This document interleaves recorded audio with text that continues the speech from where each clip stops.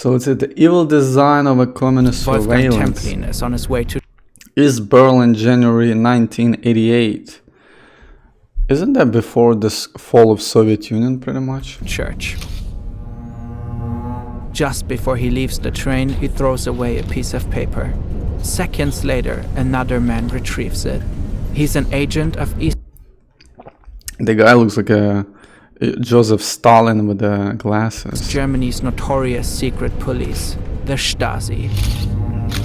East Germany, I think that's the Soviet part of the Germany, right? It And was like this West Germany, East It's Germany. just a tiny piece of a ridiculously large operation to surveil Templin.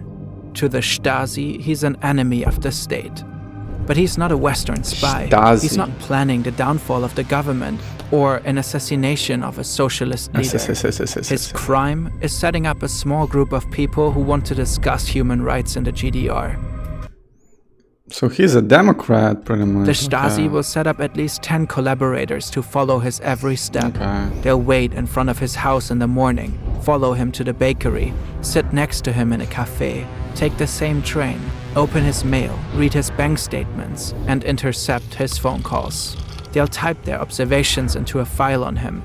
It's several Bibles worth of text. Pretty much everything that is CIA does nowadays. They'll infiltrate his friend groups, harass him at home, spread false rumors, pressure his employers to fire him, threaten to take away his kids. They'll even plan to have one of their collaborators start an affair with his wife, just to wreck his Holy. marriage. I feel like I'm hate watching some guy. Jeez. They don't want to put him in jail. That would only make a martyr out of him. They want to break him psychologically without leaving any trace. The Stasi was arguably the most intrusive and omnipresent surveillance agency the world had yet seen. The ingenuity of their methods is unparalleled.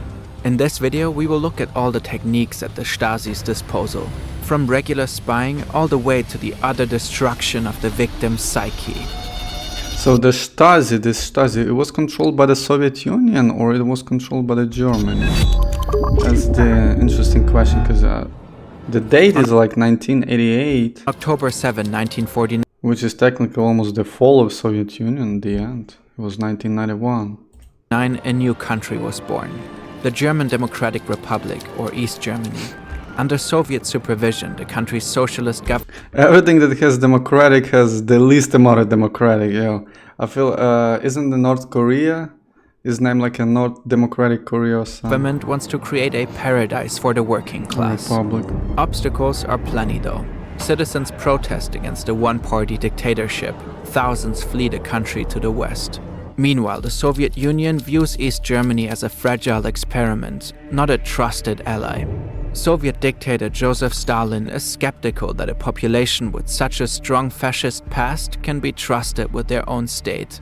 East German leaders are desperate to prove that they are loyal and Pretty reasonable, not gonna lie, considering what was happening during this World War II. competent. And Yeah, he he was is one of them, Erich Mielke. From a rough neighborhood in Berlin, Mielke joined the Communist Party as a teenager during the Weimar Republic. Milk. As a young man, he cut his teeth fighting fascists in the street. To prove his loyalty to the party, Is this Antifa propaganda, he yo? gunned down 2 policemen in broad daylight Oh, as revenge shit. for them killing a communist. With the Nazis on the rise and the murder warrant hanging over him, Mielke fled to the Soviet Union. He would spend World War II in exile, eventually working for the Soviet secret police. In Moscow, Mielke got a front row seat of Stalin at his most paranoid. An approach to politics Mielke would later bring back to East Germany. It takes Mielke just a few years to become the Stasi's chairman. He has big plans to build a ruthless police force so indispensable to the new regime that nobody could imagine East Germany without it, or without him. The Stasi is considered the shield and sword of the ruling party, responsible for eliminating so-called hostile elements. And from the Stasi's perspective, there's no lack of threats, swarming all around, but also within the country. At first, the Stasi openly practices violence against perceived enemies and traitors. They don't shy away from explicit terror and executing citizens after sham trials. But blatant Jeez. oppression turns out not to be great branding Execution? They did public execution? for socialism. East Germany wants I never heard of international that. credibility Was it a as an guillotine? ideal state. So the Stasi moves toward Or is it a metaphor? secrecy and surveillance instead. And this gives birth to the arguably most intrusive and omnipresent surveillance state the world had yet seen. It has been proven that people like Templin are incorrigible enemies of socialism. Anyone who associates with such people must be aware of the consequences. 6 a.m. The observation at the home of Central One started. For Templin, this is a regular day. He leaves the house at 7:30 a.m. He makes a short stop at the bakery. He takes the train to a residential building. He stays there about an hour, then takes the train back home. But someone is following his every step, and everything will be protocoled. In his very own Stasi file, they will give him a code name, Central One. 4:45 p.m. Central One left his Yo, home isn't that the name of a rapper from UK? with his bike and a toddler, still with his brown shoulder back. He drove to a church institution. There, he talks to the pastor. And that's it. Not much more happens after that. The agent's 17-hour-long shift ends at 11:35 p.m. At this point, Templin has been under Aww, look at the cat. surveillance for 16 years. But the special scrutiny given to him wasn't an outlier. Throughout the 1980s, the Stasi had tens of thousands of ongoing operations on other individuals deemed suspicious. Without context, numbers like that don't tell us much. But data analytics are powerful. And with Brilliant, you can learn enough ground. Brilliant tells everything for society. Mielke even secretly surveilled the country's most powerful man, Chairman Erich Honecker. Mielke kept the most incriminating information in a red Yo, the name is kind of funny, Milka. leather suitcase, just in case he'd need it one day. The Stasi had access to everything: medical records, bank statements, school reports. But what they really wanted to know was what people were thinking behind closed doors. Naturally, this was no easy feat, so they had to get creative. This unassuming building in East Berlin looks like a regular post office. The workers inside wear postal uniforms. They tell their neighbors they just sort mail. But in reality, this is the headquarters of Department M, one of the Stasi's largest operations. Inside, hundreds of Stasi employees spend their days steaming open tens of thousands of letters and recording their contents. They scan and open packages, looking for forbidden items from the capitalist West. If they find money or anything valuable, they'll often keep it for themselves. Here in this other Berlin building is the headquarters of Department 26, responsible for acoustic surveillance. Over 1,000 employees secretly connect to bases like public telephones, apartments of informants, and telephone switchboards, automatically recording thousands of phone and closed-room conversations at once. But they don't actually You know what they say, even walls have ears. have the staff to analyze all In this those case, conversations. literally. They just keep them in case they need them later. Higher up the Stasi food chain, elite engineers develop more intricate technology. They're known as the OTS. They operate here in this restricted, highly secured area of East Berlin. Very few people know what's going on and won't until the Soviet Union collapses. The OTS developed James Bond-like gadgets to observe citizens when they least expect it. Stuff like cameras behind buttonholes or microphones and fake sugar cubes. The tinier, the better.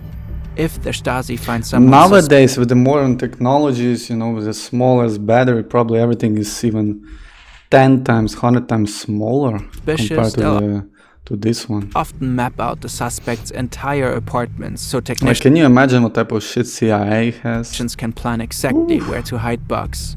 Then, posing as electricians or maintenance workers, they'll gain access and install microphones in walls, lamps, and ceiling moldings. No corner of East Germany is too sacred for spying. There's bugs in doctors' offices, church confessionals, even private bathrooms. For a while, many would save their sensitive conversations for ping-pong games in the park. But then the Stasi picked up on that and started bugging the trees. If Stasi agents visit your home, they might also take your underwear or fabric from a chair you were sitting on.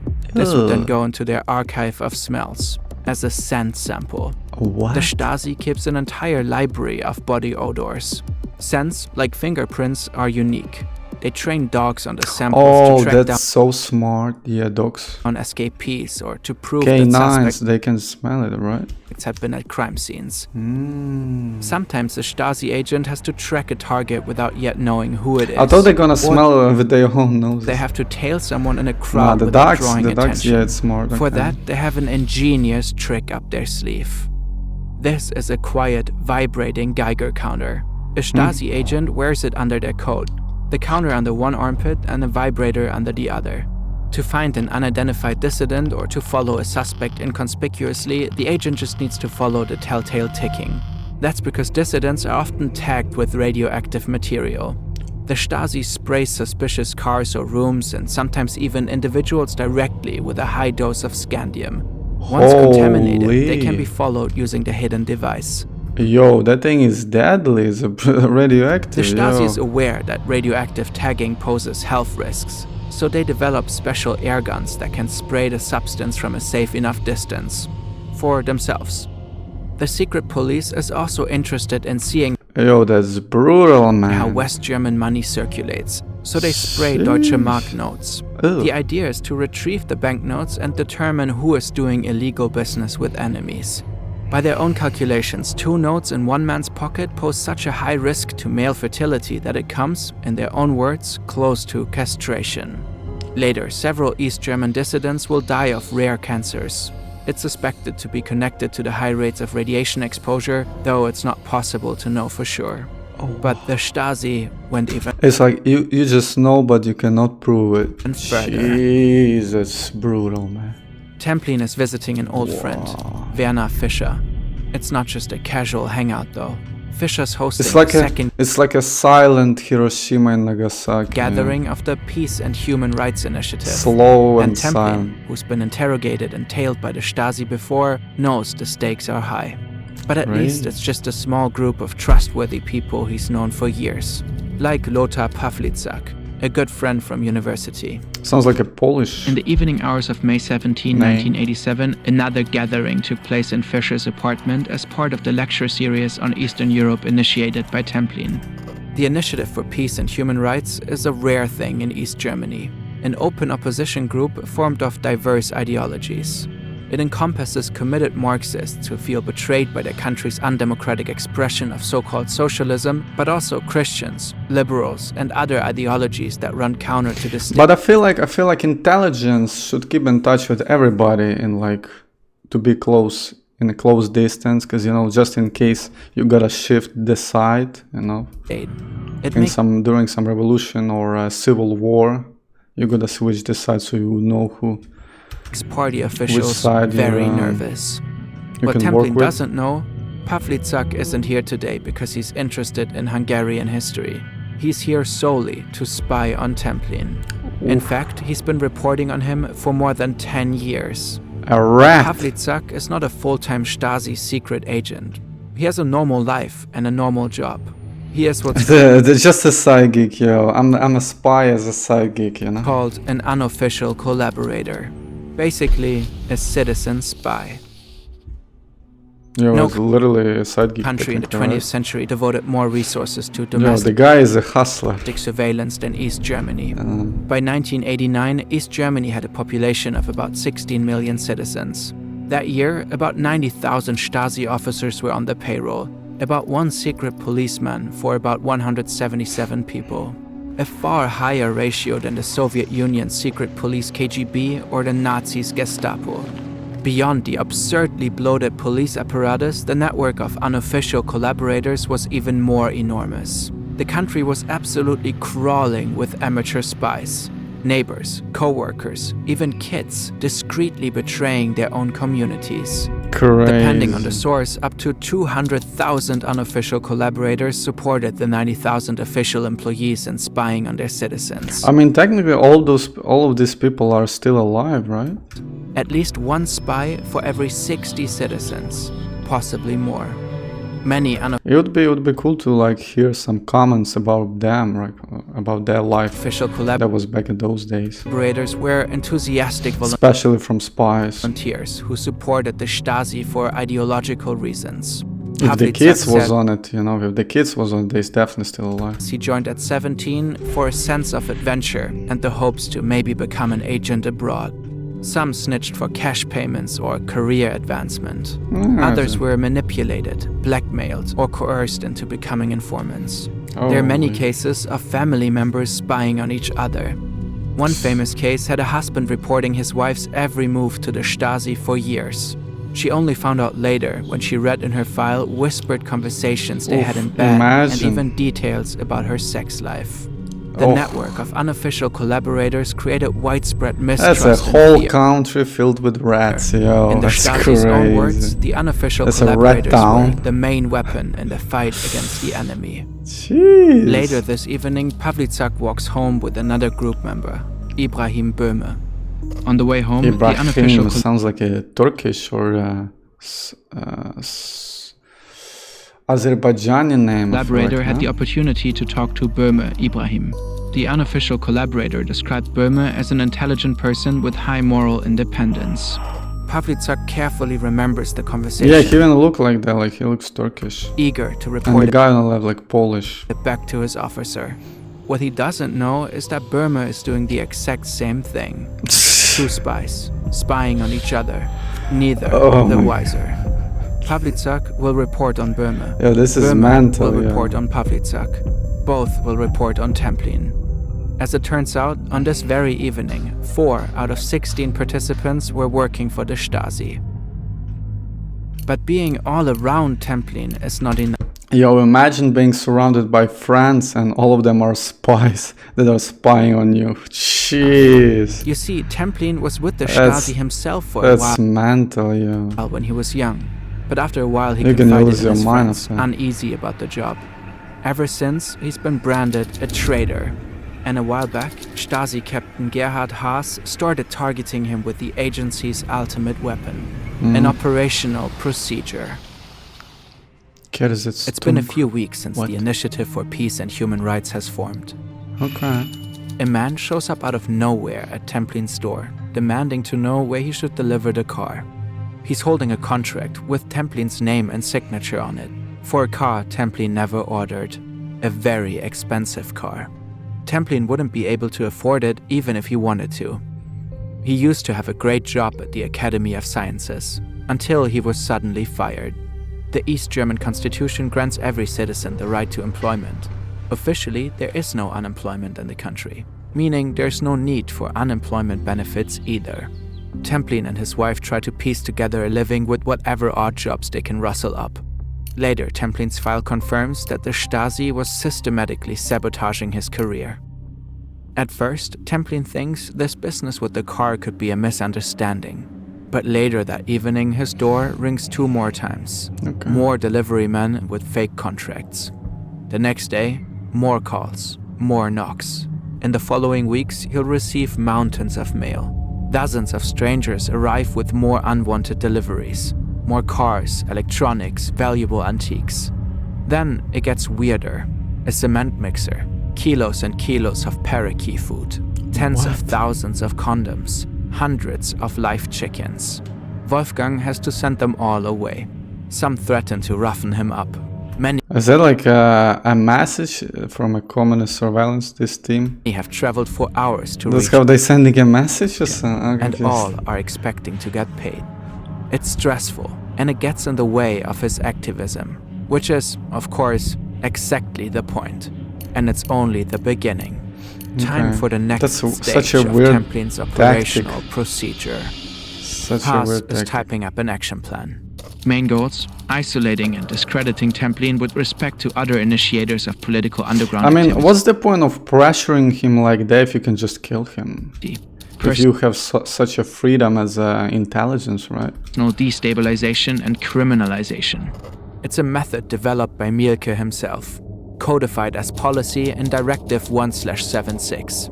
According to his manual, the goal of an operative procedure should be to Systematically destroy the subject's reputation, organize their professional downfall, and undermine their self-confidence. And third, create distrust and mutual suspicions within a group. And Yo, it sounds personal, not gonna lie, it sounds personal. Because it's expensive as shit through the perspective of like resources, right? Mielke specifically Rather than just putting a bullet in the head. motivates his agents to be creative. Because so far everything this intelligence surveillance agency seems unlawful, kind of. To feel free to ruin lives however they see fit. So they're throwing a goddamn radiation on Ultimate people is aim was crazy. to break the spirit of rebellious individuals and groups so that they could no longer effectively rebel. But Templin knows the Stasi is hot on his heels. So against all obstacles, he steps up his activism even more. By December He 1987, doubles down, eh? he's participating in actions nearly every day. The Stasi You know what they say, pressure creates diamonds. can't keep up. The opposition is strengthening. Civil rights activists are acting more and more openly, and Templin is in the middle of it all. So the Stasi escalates. They get the unofficial collaborators to up the ante with smear campaigns to ruin Templin's reputation as an activist. They assign him to a spacious apartment with central heating, one that he, hardly scraping by, wouldn't normally be able to afford. The goal is to make people think he's getting paid off by the Stasi. And they're spreading false information that suggests he's betrayed the resistance. Then they come for his family. They plan to find an unofficial collaborator to seduce his wife Regina. Often the Stasi would deploy so-called Romeo agents, trained seducers to charm West German That's women who worked in crazy. government in order to extract intelligence. But the Stasi also weaponized seduction and I rumors thought of only women spies does this type of a job, but I guess apparently also a man. infidelity to sow distrust and destabilize a dissident's family. But their plan doesn't pan out in this case. Either the Stasi never acted on their intention, or the assigned seducer wasn't very good at his job. Maybe she, Instead, maybe Regina she's and loyal, Wolfgang yo. are arrested. The fuck? And after Why no- it's not even an option? No trial or Crazy. verdict, they're forced into temporary That's exile. crazy. They're separated from their children, who, like the children of many dissidents, are snatched up and placed in a home. Anything to crack him. Nah, that's rough. The Stasi called this That's- Zersetzung, which means That's probably the most roughest for decomposition the guy, right? or breakdown. For that. Every case was unique. The Stasi would use all the information gathered from excessive surveillance to harass its targets in a hyper-specific way. All those dull hours of surveillance enabled the Stasi to know exactly what would hurt a target most. For Templin, it was his family, his career, and his reputation as an activist. Some victims were simply made to feel crazy. A favorite tactic was for Stasi agents to sneak into a target's apartment and rearrange the furniture, but just slightly. Clocks were changed, fridges rearranged, just enough so that targets would start to question that's reality. mental, yo. Imagine you're living in a horror movie. Legit. Even many years Oh. after the wall fell, victims of Zersetzung demonstrate higher levels of extreme distrust and heart problems. Some died by suicide. Jeez. Exiled to West Germany, Wolfgang Templin and his wife That's some Regina were shiza. still spied on and intimidated by Stasi agents. But they kept up their activism, still in close contact with dissidents back home. Leading human rights activists were also arrested. These arrests sparked a huge wave of protests. The people had enough. Civil rights activists plan to use the event to demonstrate for more freedom. What was the day of a fall of German wall? Regina and Wolfgang's It was like exile close wasn't long. By November '89, the wall came down. So yeah, pretty much 2 years before the fall of Soviet Union. They hurried So first thing was a German wall, then a Soviet Union. home to continue their It's political 2 year gap work. pretty much. This time with an official seat at the table, to help rebuild East Germany with a democratic vision. After Germany's reunification, former GDR citizens were permitted to see their Stasi files, if they could stomach what was inside.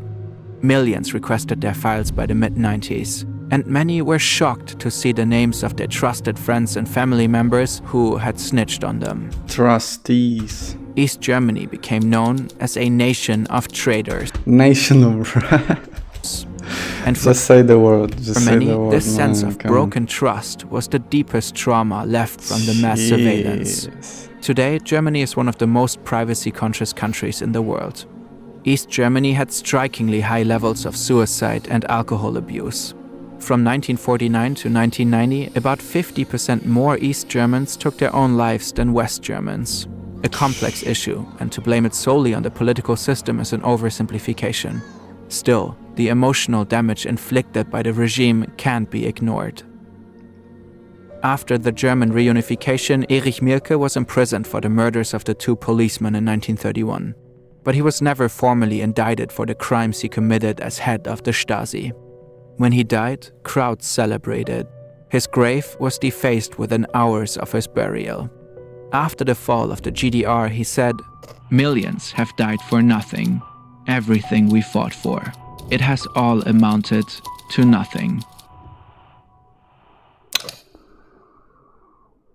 Whoa, that was harder than crazy, man. The fuck? That's some shizo stuff I just watched, man. The fuck was that, yo?